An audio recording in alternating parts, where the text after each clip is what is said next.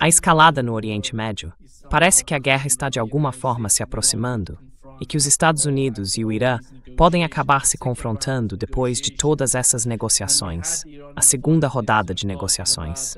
Ouvimos o ministro das Relações Exteriores do Irã dizer que o lado americano, Steve Witkoff, junto com Kushner, nem sequer pediu enriquecimento zero na segunda rodada de negociações, o que foi completamente o oposto do que foi relatado na grande mídia ocidental. Foi totalmente o oposto.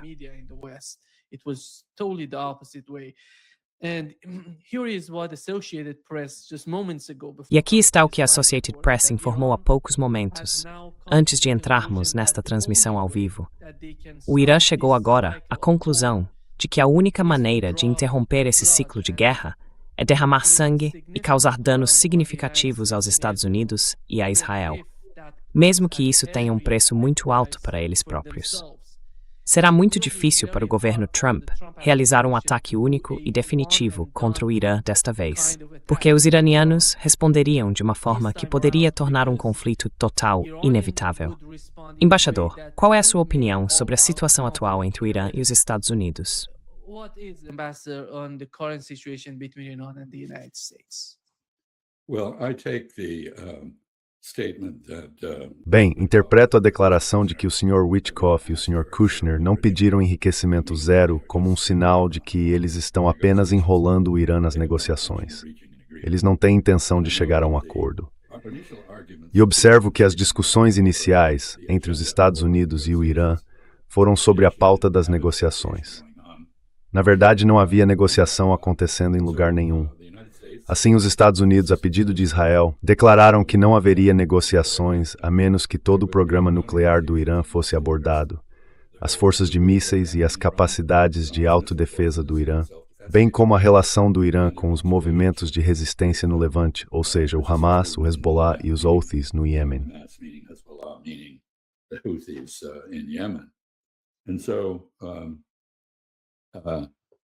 E assim, a forma como essas negociações são apresentadas ao público é que elas tratam apenas do programa nuclear.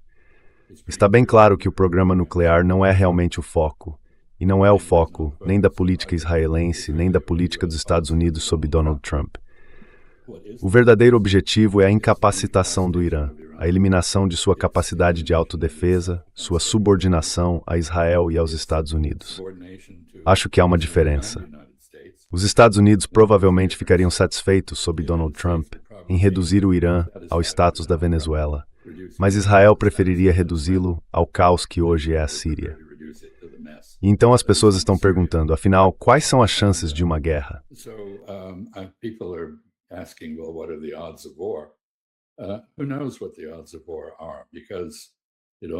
Quem sabe quais são as chances de uma guerra? Porque tudo depende da decisão de Donald Trump. E ele é tão previsível quanto a pontuação de uma máquina de pinball. Você não tem como saber qual será o resultado quando lança aquela pequena bola de aço no labirinto. Então acho que as pessoas que jogam números por aí, muitas delas estão apenas expressando a esperança de que não haja uma guerra, de que de alguma forma Donald Trump consiga encontrar uma saída do canto em que ele mesmo se colocou. Eu não acredito nisso. Não diria que a guerra é uma certeza, mas está muito próxima. E se acontecer, acho que o artigo da AP que você acabou de citar descreve corretamente o pensamento iraniano, conforme eu entendo.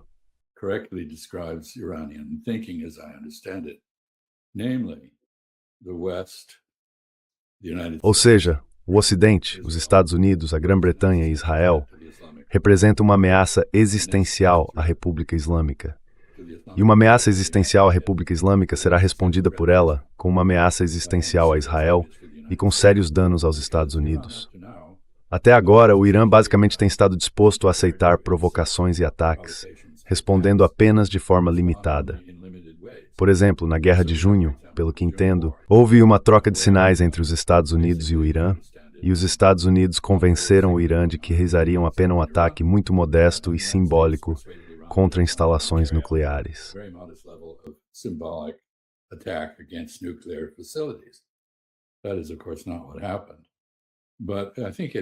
Isso, é claro, não foi o que aconteceu. Mas acho que isso explica por que os iranianos não tentaram derrubar a aeronave que conduzia aquele ataque. Eles se mantiveram fiéis à ideia de um engajamento limitado quando realizaram o que foi basicamente um ataque simbólico a um radar na base aérea de Al Udeid, no Catar. Então acho que isso acabou. Se você representar uma ameaça existencial, se declarar que seu objetivo é a mudança de regime, se demonstrar na Venezuela que não tem nenhum respeito por limites ou pelo direito internacional, então receberá uma resposta brutal e total a qualquer provocação ou ataque.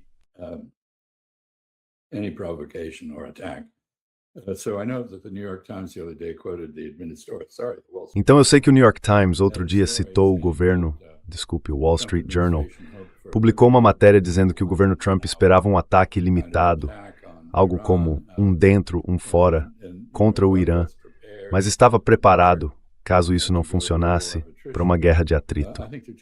Acho que há dois problemas com isso. Primeiro, não acredito que o Irã esteja mais disposto a uma resposta limitada a um ataque limitado. Acho que ele responderá com um ataque total contra Israel e contra instalações americanas na região, incluindo os navios que fazem parte dos 2 porta-aviões que estão se reunindo para atacar o Irã.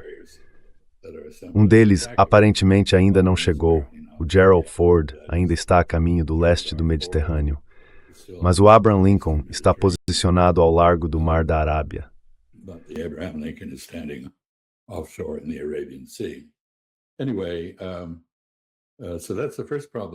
De qualquer forma, esse é o primeiro problema com essa tese.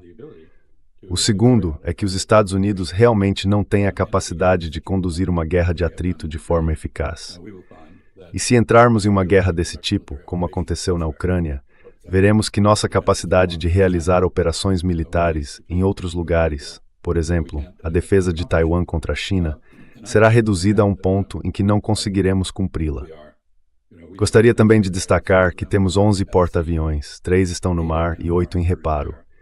Se houver danos navais, o que é totalmente possível por 2 motivos que mencionarei, onde esses navios seriam reparados?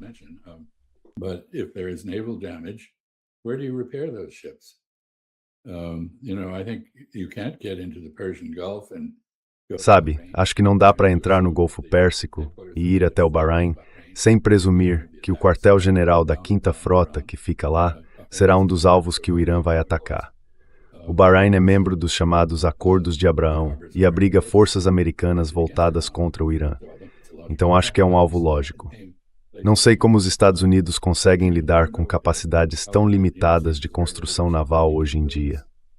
É um longo caminho de volta até a América do Norte, onde na região se conserta um navio danificado. Então acredito que boa parte do que se passa por raciocínio estratégico na Casa Branca atualmente, e talvez também no Pentágono, é pensamento ilusório baseado na propaganda israelense sobre o resultado da chamada Guerra de 12 Dias de Junho, na qual os israelenses afirmam, você sabe, que levaram a melhor.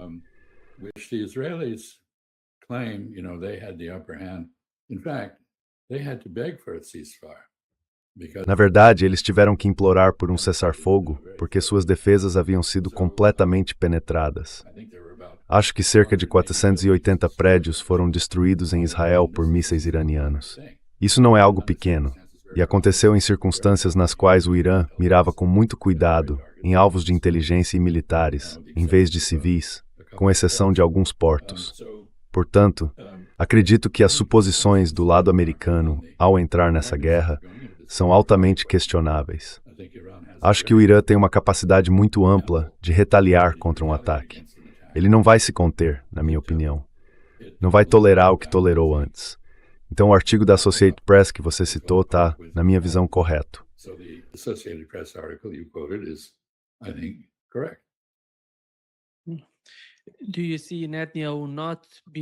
Você vê Netanyahu não participando da guerra nas horas iniciais? Porque ele vem dizendo que se o Irã atacar, Israel responderá de uma forma que o Irã nunca experimentou antes. O que isso realmente significa? Isso implica que os Estados Unidos atacariam o Irã sozinhos, enquanto Israel se conteria para evitar ser atingido por mísseis iranianos?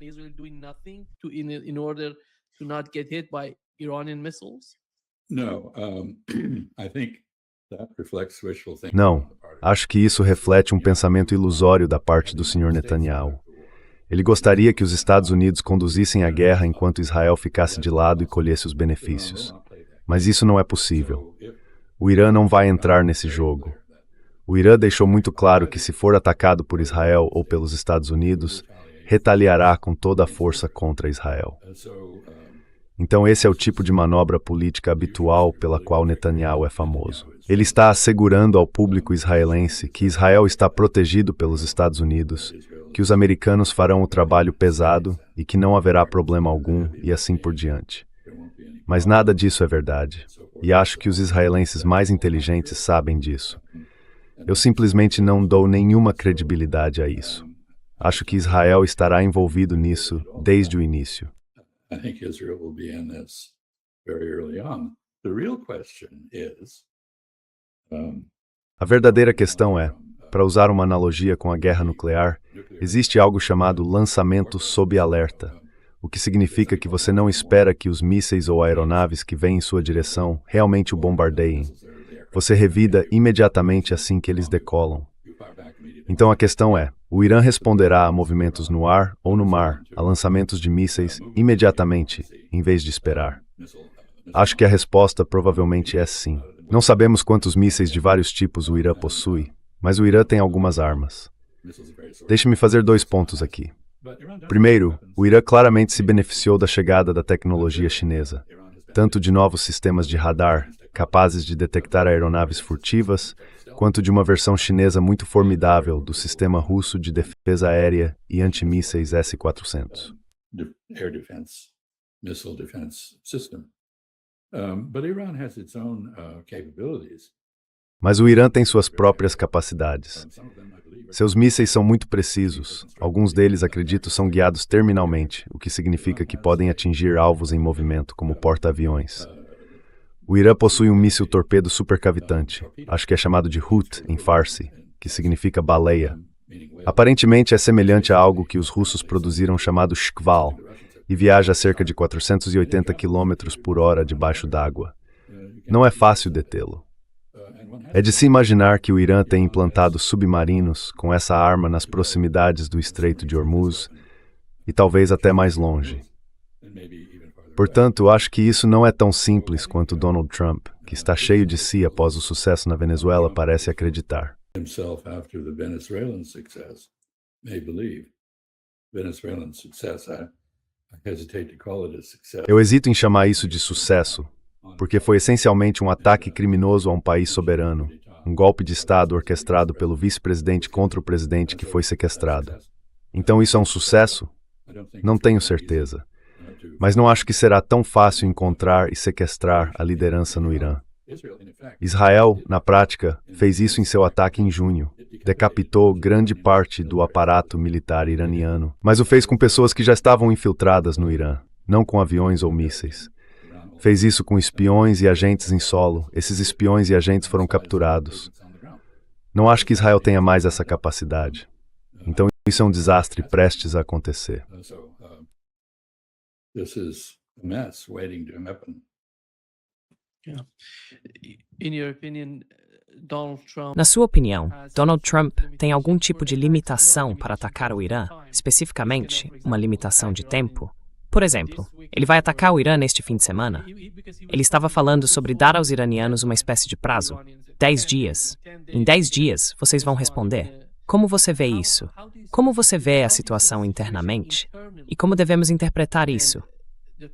O que você acha que seria a política do governo Trump em relação a um ataque ao Irã?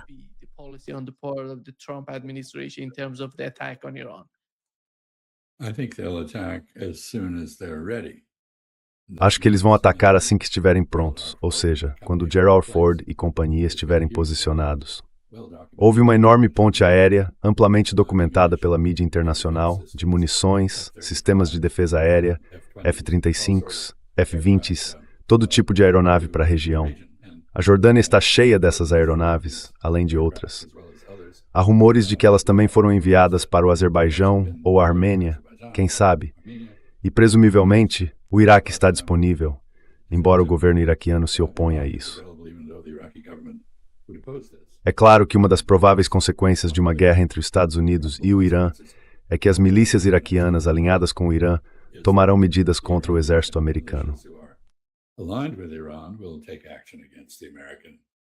Grupos que estão presentes. Então haverá um grande problema de proteção das forças no Iraque. Então quero dizer, uma bagunça, uma verdadeira bagunça. Do you feel that Netanyahu Você acha que Netanyahu finalmente ficaria satisfeito se o governo Trump atacasse o Irã? Ou esse ataque seria apenas o ponto de partida para Israel? Porque não sei se você viu Lindsey Graham falando sobre a Arábia Saudita. Aqui está o que ele disse. Here is what Lindsey Graham said. Agora está regredindo. Eles estão atacando os Emirados Árabes Unidos de forma bastante agressiva por fazerem parte dos acordos de Abraão.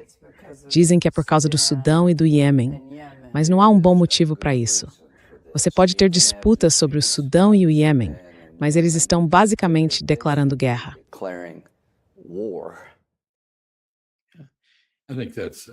Acho que isso é o típico absurdo do senador Graham. Ele se apresenta como um especialista em política externa, mas na verdade é um propagandista a serviço de Israel. E ao que tudo indica, também dos Emirados Árabes Unidos. Há razões muito sólidas para as disputas que surgiram entre a Arábia Saudita e os Emirados Árabes Unidos, e elas têm a ver com o fato de estarem em lados opostos em uma série de campos de batalha, começando pelo Iêmen, mas também incluindo a Somália e o Sudão. Não acho que o relacionamento pessoal entre Mohammed bin Salman e Mohammed bin Zayed esteja bom no momento. Começou de forma promissora, mas acabou se revelando que Mohammed bin Zayed não conseguiu controlar Mohammed bin Salman, que tinha suas próprias ideias sobre onde estavam os interesses da Arábia Saudita e os seus próprios.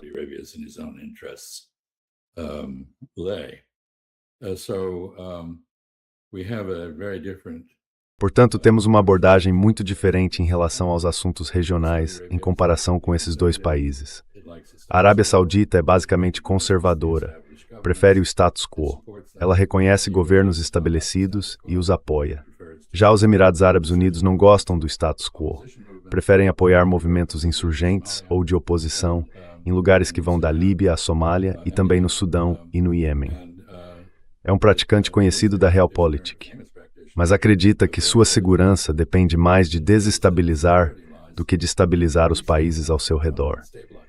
E é claro, no contexto de uma guerra com o Irã, as relações entre o Irã e os Emirados Árabes Unidos são profundamente afetadas por disputas sobre ilhas basicamente áridas no Estreito de Hormuz.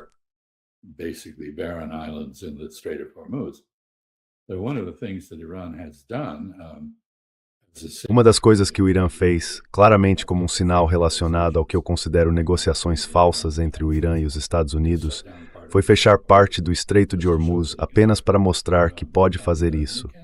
E pode mesmo. E acho que uma das questões é, Netanyahu ficará satisfeito com esta guerra? Bem, isso depende de como a guerra vai terminar.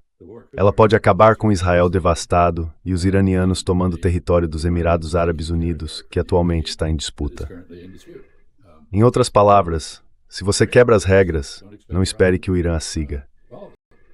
Então, eu não sei como essa guerra vai terminar.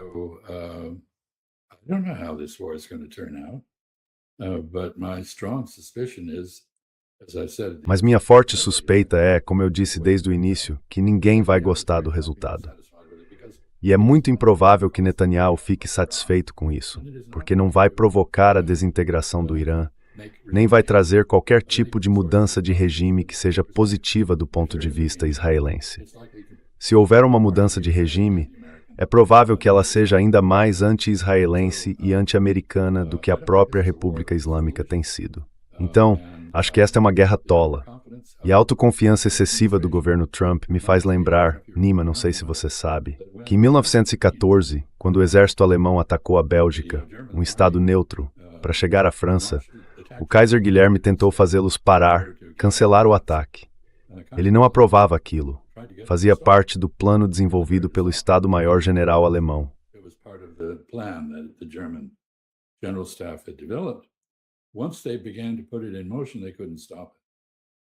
Uma vez que começaram a colocar isso em movimento, não conseguiram mais parar.